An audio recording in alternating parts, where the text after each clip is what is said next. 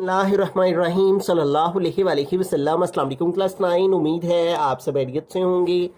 आज हम करेंगे एक्सरसाइज 6.6 के क्वेश्चन नंबर 8, 9 एंड 10 को। इससे कबल हम प्रीवियस वीडियोस में एक्सरसाइज 6.6 के क्वेश्चन नंबर 1 to 7 क्वेश्चंस तक डिटेल से इन तमाम क्वेश्चंस को डिस्कस कर चुके हैं। इनके लिंक्स मैंने डिस्क्रिप्शन में दे दिए हैं, आप इनसे रिलेटेड भी लेक्चर ले सकते हैं। एक्सरसाइज 6.6 के क्वेश्चन नंबर 8 की जानिब चलते हैं। क्वेश्चन नंबर 8 है, measure of angle of elevation of the top of a cliff is 25 degree on walking 100 metres towards the cliff. Measure of angle of elevation of the top is 45 degree, find the height of the cliff. तो यहाँ पे वो कह रहे हैं कि जो angle of elevation है, सबसे पहले आपको पता होना चाहिए एंगल ऑफ एलिवेशन इस तरह से होता है, ठीक है, ऊपर की जानिब। तो वो कह रहे हैं जो एंगल ऑफ एलिवेशन है of the top of a Cliff, Cliff कहते हैं चट्टान को, ठीक है, कि पहाड़ी को कह लें, चट्टान को कह लें, ठीक है। उसके साथ जो एंगल बनता है वो 25 डिग्री का बनता है, ठीक है। तो ये समझ लें कि ये जो हमारी ये जो स्ट्रेट लाइन है ये एक चट्टान है, और इस चट्टान के साथ यहाँ पे जो एंगल बनता है वो एंगल वो कह रहे हैं 25 डिग्री का है। तो यहाँ पे आ गया 25 डिग्री, ठीक हो गया। उसके बाद वो कहते हैं on walking 100 metres towards the cliff. हम इस पॉइंट से 100 मीटर जब वॉक करते हैं तो क्लिफ की तरफ, ये क्लिफ है ना, तो इधर से इस पॉइंट से हम 100 मीटर क्लिफ की तरफ गए हैं। तो major of angle of elevation of the top is 45 degree. जब 100 मीटर पर पहुंचते हैं तो जो एंगल है वो 45 डिग्री पर पहुंच जाता है, ठीक है। वही एंगल जो इधर 25 डिग्री पे था, जब 100 मीटर की वॉक करते हैं तो इस चोटी के ऊपर इस चट्टान के साथ जो एंगल है वो 45 डिग्री का बन जाता है। Find the height of the Cliff, इस हाइट ऑफ द क्लिफ को फाइंड करें, ठीक है। तो इसको हम लेट कर लेंगे एच के इक्वल। तो इस अंदाज से हमने ये स्टेटमेंट पढ़ के तो इस अंदाज से ये डायग्राम ड्रॉ कर लेनी है। अगर आप डायग्राम स्टेटमेंट की मदद से अच्छे से बना लेते हैं तो क्वेश्चन को समझना और सॉल्व करना आसान हो जाता है। तो इसको हम नाम दे देंगे ए बी सी और इस पॉइंट को डी कह लेते हैं, ठीक है। अब सबसे पहले ये जो हाइट हमने फाइंड करनी है इसको हम लेट कर लेते हैं, let the height of the cliff is equal to, इसका नाम क्या है बी सी, और इसको हमने इक्वल लिया है एच के। इस तरह से इसको हमने एच के इक्वल लेट कर लिया, ठीक है। और ये जो डी सी है ये हमारे पास मौजूद नहीं है, इसको हम एक्स के इक्वल लेट कर लेंगे। अब सबसे पहला काम हमने ये करना है कि हम यहाँ पे देखिए दो ट्राइंगल्स हैं, एक है ये बी सी डी और एक है ये ए बी सी। एक ये पूरी ट्राइंगल है और इस ट्राइंगल के अंदर एक ट्राइंगल है बी सी डी। तो पहले हम इस बी सी डी ट्राइंगल को सोल्व करेंगे। तो हम यहाँ पे लिखेंगे इन राइट ट्राइंगल, ये एक राइट ट्राइंगल है, यहाँ पे जो एंगल बन रहा है वो 90 डिग्री का बन रहा है, ठीक है, स्ट्रेट लाइन के साथ। हम यहाँ पे लिखेंगे इन राइट ट्राइंगल, और कौन सी ट्राइंगल है ये बी सी डी, ये ट्राइंगल का सिंबल हो गया बी सी डी। अब देखें इस ट्राइंगल के अंदर ये दो चीजें हमारे पास मौजूद हैं, ठीक है, परपेंडिकुलर और बेस है। तो अगर ट्रिग्नोमेट्रिक रेशियोज को देखा जाए तो हम यहाँ पे कौन सी ट्रिग्नोमेट्रिक रेशियो है जिसके अंदर परपेंडिकुलर और बेस आता है, तो वो 10 है, ठीक है। थ्रो प्रॉपर ब्रशिंग है, यानी परपेंडिकुलर ओवर बेस। तो हम यहाँ पे 10 अप्लाई करेंगे इस ट्राइंगल के ऊपर, ठीक है। हम यहाँ पे लिखेंगे tan theta is equal to, वो 10 किसके इक्वल है, परपेंडिकुलर ओवर बेस। तो परपेंडिकुलर क्या है हमारा, ये बी सी, तो ऊपर आ गया बी सी, और डिवाइड में है बेस है, और बेस क्या है हमारी डी सी, तो नीचे आ गया मेजरमेंट डी सी। अब इनकी वैल्यूज पुट करते हैं।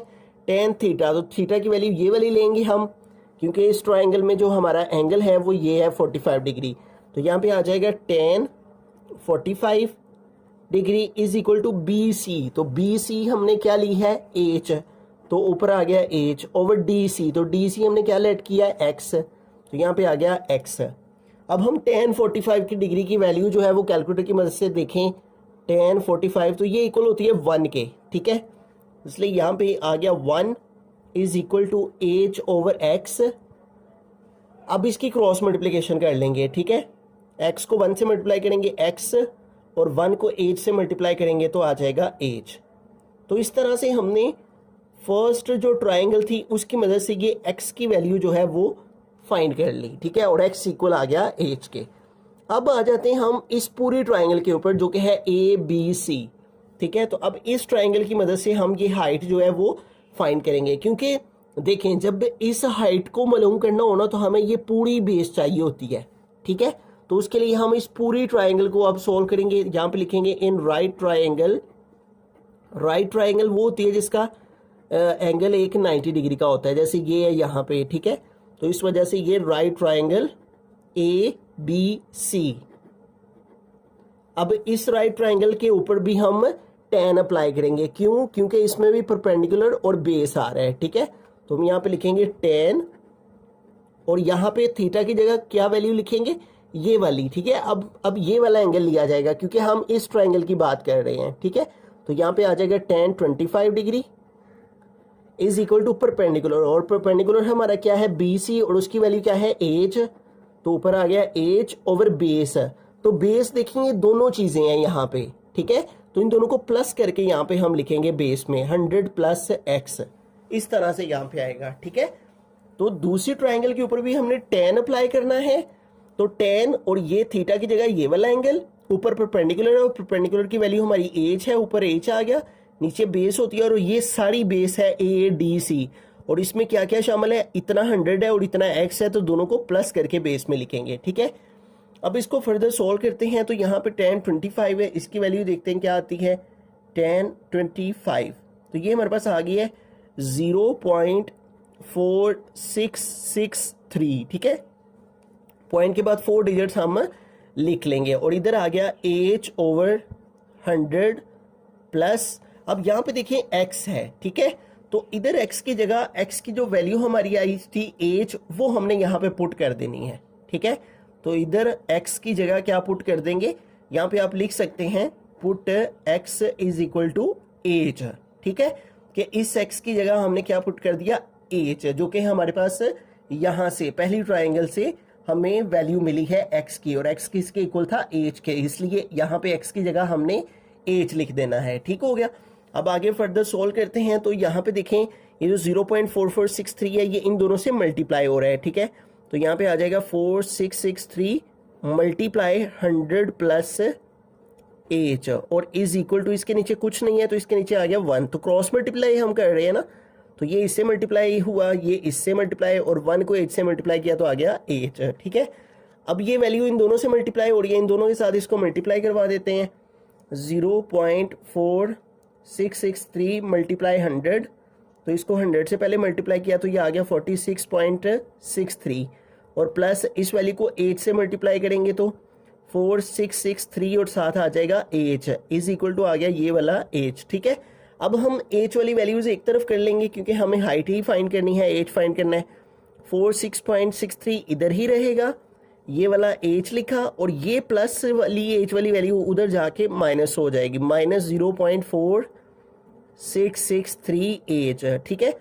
अब यहाँ पे आ गया 46.63 इज इक्वल टू, इन दोनों में देखें h कॉमन है, h को कॉमन लिया, इधर से h कॉमन आ गया है तो इधर की जगह पे बाकी 1 रह गया, माइनस ये वाला आ गया। इस सारी वैल्यू में से ये h हमने कॉमन ले लिया तो बाकी ये सारी वैल्यू रह जाएगी जो कि आ जाएगी 4.663, ठीक है। तो यहाँ पे आ गया 46.63 इज इक्वल टू h। अब 1 में से इस वैल्यू को माइनस कर देंगे, ठीक है। तो आ जाएगा 1 माइनस 0.4663, तो ये हमारे पास आ गया 0.5337, ठीक है। अब हमें चाहिए h और ये वैल्यू h के साथ मल्टीप्लाई हो रही है तो इस तरफ आके क्या हो जाएगी डिवाइड, 46.63 डिवाइडेड बाय 0.5337, ठीक है, इज इक्वल टू आ गया h, ठीक है। जो लास्ट स्टेप रह गया वो मैं इधर कर देता हूँ ताकि सारा क्वेश्चन इधर ही सॉल्व हो जाए। इधर आ गया h इज इक्वल टू, अब इस वैल्यू को इस पे डिवाइड कर देते हैं, ठीक है। 46.63 डिवाइडेड बाय 0.5337, तो ये हमारे पास आ गया 87.37, ठीक है, 87.37, ठीक है। अब यहाँ पे जो बुक के लास्ट पे आंसर लिखा हुआ है उधर उसने 87.4 लिखा हुआ है, ठीक है। देखिए 87.4 मीटर। अब ये 87.4 कैसे आया, इसको उसने राउंड ऑफ किया है। यहाँ पे देखिए 7 है, तो अगर 5 या 5 से बड़ा नंबर हो तो उस वैल्यू को राउंड ऑफ करके तो प्रीवियस नंबर में 1 प्लस कर देते हैं, तो ये हो जाएगा 87.4। और चूंकि ये वाली लेंथ यहाँ पे मीटर में दी हुई थी तो ये हाइट भी यहाँ पे मीटर में आ जाएगी। Is equal to H R लिखकर एच को इधर लिख लेंगे और 87.4 मीटर जो है वो इस तरफ आ जाएगा। तो ये हमारा फाइनल आंसर आ गया। ठीक है, एक दफ़ा स्टार्ट से सारे क्वेश्चन को देखते हैं। यहाँ पे दो एंगल्स थे। पहला एंगल जो एंगल ऑफ एलिवेशन था चोटी के साथ बन रहा चट्टान के साथ, वो 25 डिग्री का था। ठीक है, जब हमने 100 मीटर वॉक की तो हम 100 मीटर क्लिफ की तरफ गए, ठीक है, चट्टान की तरफ। इधर को हमने मूव किया 100 मीटर, तो फिर जो एंगल बन रहा था वो एंगल ऑफ एलिवेशन 45 डिग्री का था। ये एंगल ऑफ एलिवेशन, ठीक है, जो ऊपर की तरफ होता है वो एंगल ऑफ एलिवेशन होता है। ठीक है, वो 45 डिग्री था। और वो कह रहा था find the height of the Cliff, ये हाइट फाइंड करे। तो हाइट को हमने जो है वो एच के इक्वल लेट कर लिया। Let the height of the cliff is equal to H. पहले हमने ये वाली ट्राइंगल सॉल्व की BCD, ठीक है, और इसके ऊपर tan अप्लाई किया, परपेंडिकुलर ओवर बेस इनकी वैल्यूज पुट की थी। इधर से हमने x की वैल्यू ले ली और x इक्वल आ गया h के। फिर हमने ये पूरी ट्राइंगल ली जो कि थी ABC। इस पूरी ट्राइंगल के ऊपर हमने दोबारा से tan लगाया, परपेंडिकुलर ओवर ये सारा बेस आ गया। ठीक है, अब ये वाला एंगल हमने लेना है जब ये वाली ट्राइंगल सॉल्व कर रहे हैं। तो tan 25 और परपेंडिकुलर h आ गया और बेस, ये दोनों वैल्यूज प्लस करके लिख दी। ठीक है, इसको सॉल्व किया तो यहाँ पे x था, तो x की जो वैल्यू हमारे पास फर्स्ट ट्राइंगल से आई हुई थी वो h के इक्वल थी, तो इधर x की जगह हमने h पुट कर दिया। फिर क्रॉस मल्टीप्लिकेशन की और h वाली वैल्यूज एक तरफ की, h को कॉमन लिया तो ये वैल्यू आ गई, इसको माइनस किया तो अब ये वैल्यू इधर मल्टीप्लाई और इधर आके डिवाइड हुई, तो ये आंसर आया। फिर चूंकि उसने लास्ट में इसको राउंड ऑफ करके आंसर लिखा हुआ तो लास्ट वाला आंसर लाने के लिए हमने इसको राउंड ऑफ किया, तो हमारे पास आ गया 87.4 मीटर। रहीम क्वेश्चन नंबर 9 की जानिब चलते। क्वेश्चन नंबर 9 है, from the top of a hill 300 metre high the measure of angle of depression of a point on the nearer shore of the river is 70 degree and the measure of angle of depression of a point directly across the river is 50 degree. Find the width of the river. How far is the river from the foot of the hill? ठीक है, तो इस statement की मदद से diagram कैसे बनाते हैं, मैं पहले एक रफ सी डायग्राम बना के तो आपको समझा देता हूँ, उसके बाद फिर हम जो उनसा है ना नीट डायग्राम जो है वो ड्रॉ कर लेंगे। ठीक है, ये हिल है हमारी एक, ठीक है, और इस हिल, इस पहाड़ी की उसने हाइट बताई है सबसे पहले कि वो 300 मीटर है। ठीक है, ये पहाड़ी हो गई। फिर वो कह रहे हैं कि major of angle of depression. अब जो एंगल ऑफ डिप्रेशन है ना वो जाहिर सी बात है नीचे की तरफ होता है, टॉप से नीचे की तरफ। ठीक है, ये आपने समझना है कि तो ये हम एक लाइन लगा लेते हैं। ठीक है, इस लाइन से हमने एंगल ऑफ डिप्रेशन ड्रॉ करना है। Angle of depression of a point on the nearer shore of the river.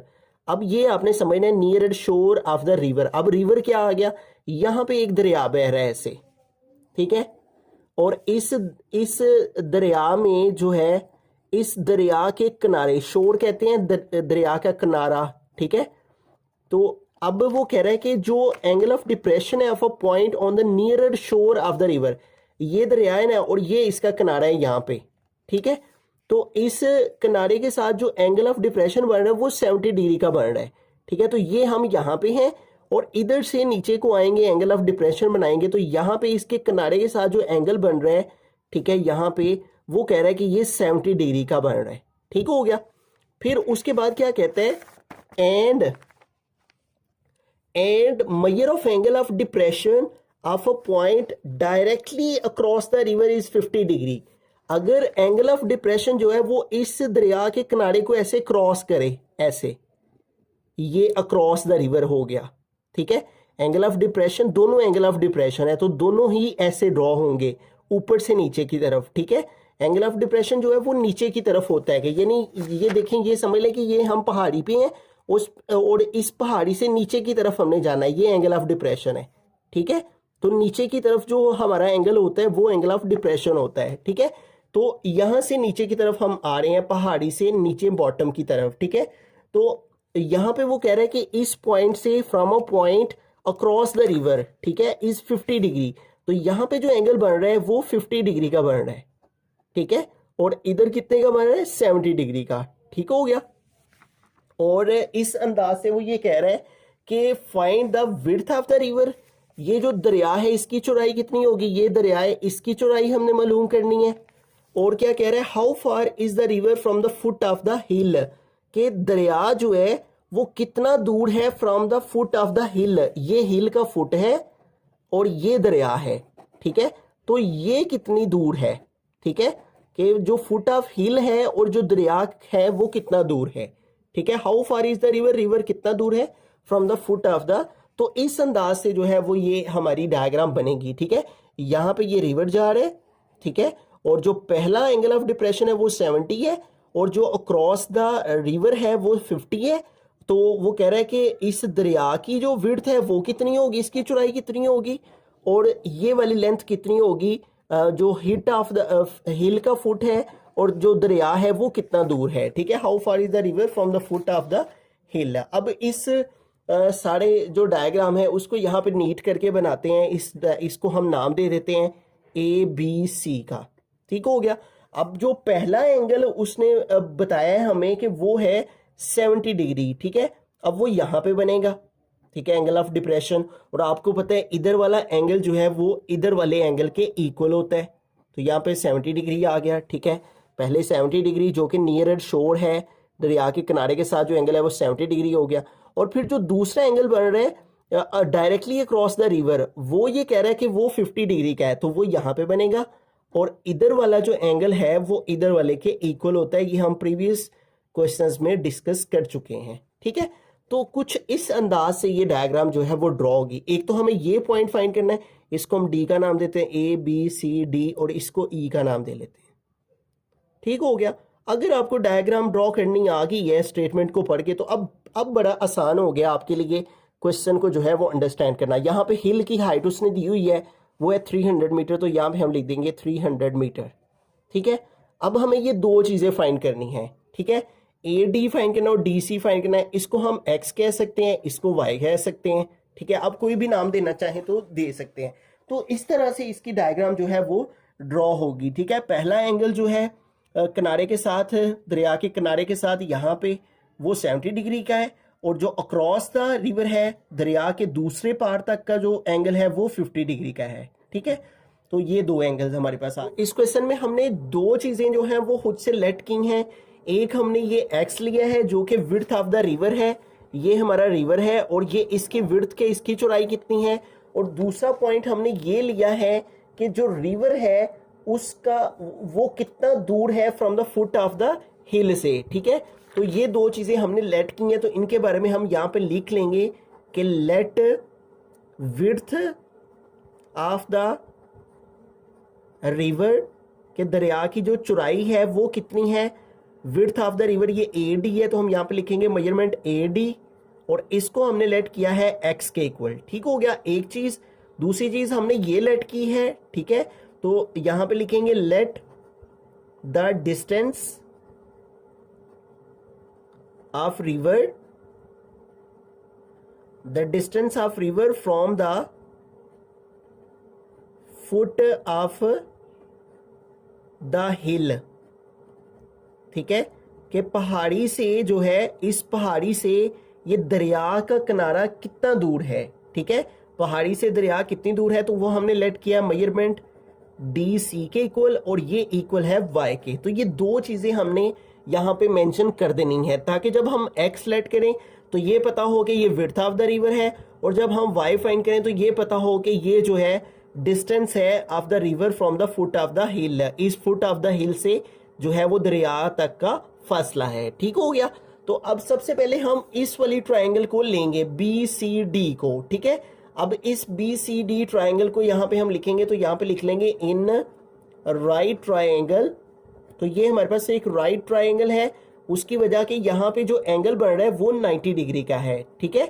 Straight line के साथ जो एंगल बनता है वो 90 डिग्री का, तो हम यहाँ पे लिखेंगे इन राइट ट्रायंगल। क्या है ये triangle? BCD, in right triangle BCD। अब यहाँ पे देखिए हमारे पास ये साइड भी गिवन है, परपेंडिकुलर भी गिवन है, और ये बेस भी हमारे पास हमने लेट की है, और ये एंगल भी मौजूद है, ठीक है। तो यहाँ पे कौन सी ट्रिग्नोमेट्रिक हम यूज कर सकते हैं जिसमें ये दोनों साइड्स आती हैं? तो अगर हम tan देखें, tan क्या होता है? Through proper brushing, perpendicular over base. तो यहाँ पे हम क्या अप्लाई करेंगे? tan। तो हम यहाँ पे लिखेंगे tan theta is equal to perpendicular, और परपेंडिकुलर क्या है हमारा बी सी, तो यहाँ पे आ गया मेजरमेंट बी सी, ओवर है बेस, और बेस क्या है हमारी डी सी, तो यहाँ पे आ गया मेजरमेंट डी सी। अब इनकी वैल्यूज पुट करते हैं 10, और यहाँ हमने थीटा की वैल्यू जोन सी है वो ये वाली लेनी है, ठीक है, क्योंकि इस वाली ट्राइंगल की बात हो रही है, और ये क्या है 70, तो यहाँ पे आ गया 70 degree is equal to B C, तो बी सी क्या है हमारे पास 300, तो यहाँ पे आ गया 300 ओवर डी सी, तो डी सी क्या है हमारे पास y, तो यहाँ पे आ गया y। अब इसको फर्दर सॉल्व करते हैं, ठीक है, तो 1070 की वैल्यू फाइंड कर लेते हैं सबसे पहले। 1070, तो ये हमारे पास आ गया 2.7474 इज इक्वल टू हमारे पास आ जाएगा 300 ओवर y। अब इसकी क्रॉस मल्टीप्लिकेशन कर लेते हैं, इसके नीचे कुछ नहीं है 1 आ गया, y को इस वैल्यू से मल्टीप्लाई करेंगे, y मल्टीप्लाई 2.7474 आ गया इज इक्वल टू 300 को 1 से मल्टीप्लाई करेंगे तो 300 1 जार 300, ठीक हो गया। अब ये हमें y की वैल्यू चाहिए इधर से, तो ये जो वैल्यू है ये इधर मल्टीप्लाई हो रही है तो इधर आके डिवाइड हो जाएगी, और यहाँ पे आ जाएगा 2.7474। तो अब इसको डिवाइड कर लेंगे 300 को, ठीक है, तो हम यहाँ पे लिखेंगे 300 डिवाइडेड बाय 2.7474, तो ये हमारे पास आ गया 109.19, ठीक है, और चूंकि जो हाइट है वो मीटर में दी हुई थी तो इसके साथ जो यूनिट है वो मीटर आ जाएगा, ठीक हो गया। तो इतना जो है वो डिस्टेंस है रिवर का हिल से, ठीक है, तो हमारे पास ये आ गया 109.19, और बुक के लास्ट पे जो इसने ये वाला डिस्टेंस दिया हुआ है वो दिया हुआ है 109.2 मीटर। 109.2 मीटर कैसे आया है ये देखें, ये 9 है ना, तो 9 की वजह से अगर 5 या 5 से बड़ा नंबर हो तो हम उसको राउंड ऑफ करके प्रीवियस नंबर में 1 प्लस कर देते हैं, ठीक है, तो इस 1 में 1 प्लस किया तो 2 आ गया, तो इसको राउंड ऑफ करके जो है वो हमने ये आंसर लिख दिया। आप इतना भी लिख दें फिर भी ठीक है, ये स्टेप करना चाहें फिर भी ठीक है। कुछ बच्चों को होता है कि लास्ट वाला आंसर आना चाहिए, तो वो लास्ट वाला इस तरह से आया है, ठीक हो गया। तो ये इतना डिस्टेंस हमने फाइंड कर लिया। अब आ जाते हैं हम रिवर का की जो विड्थ है, चौड़ाई है, उसको फाइंड करने की तरफ। अब हमें ये एक्स की वैल्यू फाइंड करनी है, ठीक है, तो अगेन हम ये परपेंडिकुलर और ये सारी बेस यूज करेंगे। अब ये पूरी ट्राइंगल हम सॉल्व करेंगे जो कि है ए बी सी, और इस पूरी ट्राइंगल की ये परपेंडिकुलर है और ये सारा इसका बेस है, ठीक है। तो अगेन ये दोनों चीजें किस में आती हैं, tan में आती हैं। तो अब यहाँ पे हम लिखेंगे इन राइट ट्राइंगल। अब हम कौन सी राइट ट्राइंगल लेने लगे हैं, ये सारी जो है A B C, in right triangle A B C. तो अगेन tan अप्लाई करेंगे यहाँ पे tan। अब ये वाला एंगल हमने लेना है क्योंकि हम पूरी ट्राइंगल को डिस्कस करने लगे हैं, तो आ जाएगा tan 50 इज इक्वल टू ऊपर परपेंडिकुलर आएगा, और परपेंडिकुलर क्या है हमारा BC, और उसकी वैल्यू क्या है 300, तो ऊपर आ गया 300। नीचे हमने बेस लेनी है और बेस ये सारी हम लेंगे, तो क्या आएगा x प्लस वाई, ठीक है, ये सारी बेस है तो इन दोनों को प्लस करके लिखेंगे x प्लस वाई, इस तरह से, ठीक हो गया। अब इसको फर्दर सोल्व करते हैं। सबसे पहले tan 50 की वैल्यू फाइंड कर लेते हैं, तो यहाँ पे लिखेंगे tan 50, तो ये मेरे पास आ गया 1.1917, ठीक हो गया, इज इक्वल टू हमारे पास आ गया 300 ओवर x प्लस, ये देखें यहाँ पे y है, ठीक है, और y की वैल्यू हमने फाइंड कर ली हुई है, तो यहाँ पे y की वैल्यू हम इधर पुट कर देंगे। तो इधर हम स्टेटमेंट भी लिख सकते हैं, put y is equal to कि इस स्टेप में हमने y की वैल्यू 109.19 या 109.2 जोन सी मर्जी पुट कर दें, 109.2 पुट कर देते हैं। Put y is equal to 109.2, तो इधर y की जगह y की वैल्यू पुट कर देंगे 109.2, ठीक है। अब इसको फर्दर सोल्व करते हैं, क्रॉस मल्टीप्लिकेशन कर लेंगे, ठीक है। इस वैल्यू को x की वैल्यू को x प्लस 109 को 109.2 को हमने इस वाली वैल्यू के साथ मल्टीप्लाई 1.1917, और इज इक्वल टू ये 300 को 1 से मल्टीप्लाई किया तो 300 1 जार 300 आ गया, ठीक है। अब देखें ये जो वैल्यू है ये इसके साथ मल्टीप्लाई हो रही है ना, उधर जाके डिवाइड हो जाएगी। इधर रह गया x plus 109.2 is equal to 300, और ये इधर मल्टीप्लाई हो रही है, इधर आके ये डिवाइड हो गया 1.1917, ठीक है। इधर आ गया x plus 109.2 is equal to, अब इसको डिवाइड कर देते हैं, 300 डिवाइडेड बाय 1.1917, तो ये आ गया हमारे पास 251.74। ठीक हो गया। अब ये देखें, ये वैल्यू इधर प्लस हो रही है, ये उधर जाके माइनस हो जाएगी, इधर x रह जाएगा क्योंकि हमें x ही फाइंड करना है।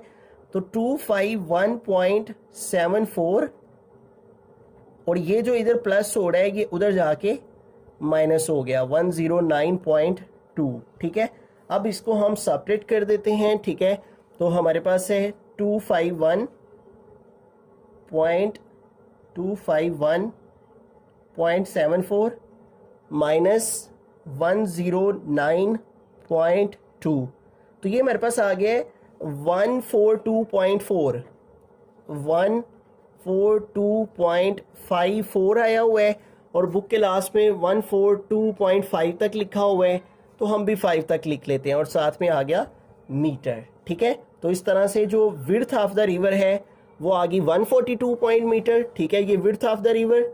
ठीक है, और इसको हमने लेट किया था x के इक्वल, तो लिहाजा जो x है वो हमारा आ गया 142.5 मीटर, और जो डिस्टेंस था रिवर का फुट ऑफ द हिल से, ठीक है, ये हमारा रिवर का और ये फुट ऑफ द हिल था, तो इसका जो डिस्टेंस था वो y था, और वो इक्वल आ गया 109.2 मीटर के। आई होप कि आपको क्वेश्चन समझ आ गया। रहमान, क्वेश्चन नंबर 10 है, लास्ट क्वेश्चन है एक्सरसाइज 6.6 का। A kite has 120 metre of string attached to it when at an angle of elevation of 50 degree. How far is it above the hand holding it? तो इस question में वो कह रहे हैं एक काइट है जिसकी स्ट्रिंग जो रस्सी है वो 120 मीटर की है। ठीक है, तो ये समझ लें ये स्ट्रिंग है और यहाँ पे ये काइट है और ये इसकी स्ट्रिंग है और ये है 120 मीटर की। ठीक है, ये स्ट्रिंग है, यहाँ मैं लिख भी देता हूँ स्ट्रिंग।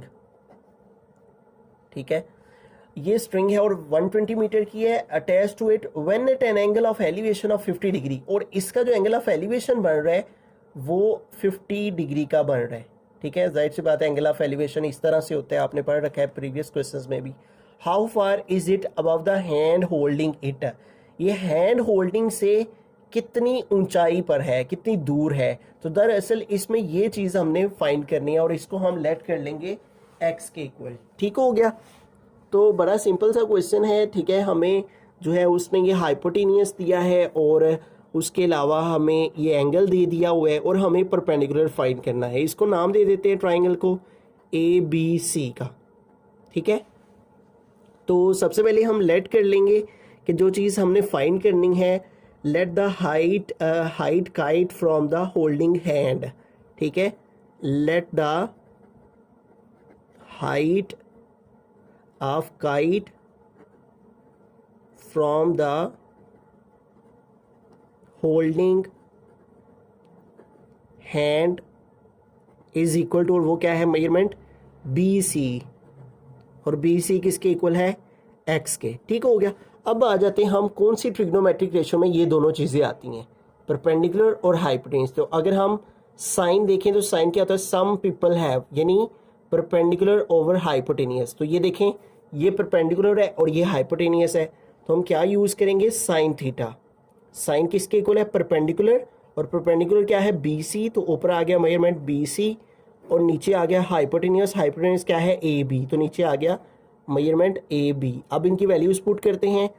साइन थीटा, तो थीटा की वैल्यू हमें ये वाला एंगल लेना है, यहाँ पे आ गया 50 degree is equal to BC, तो BC की क्या वैल्यू हमारी x, यहाँ पे आ गया x ओवर AB, तो ये AB हमारा कितना है 120, तो यहाँ पे आ गया 120। ठीक है, अब साइन 50 की वैल्यू जो है वो कैलकुलेटर की मदद से फाइंड करते हैं, क्या आती है साइन 50, तो ये मेरे पास आ गई है 0.766।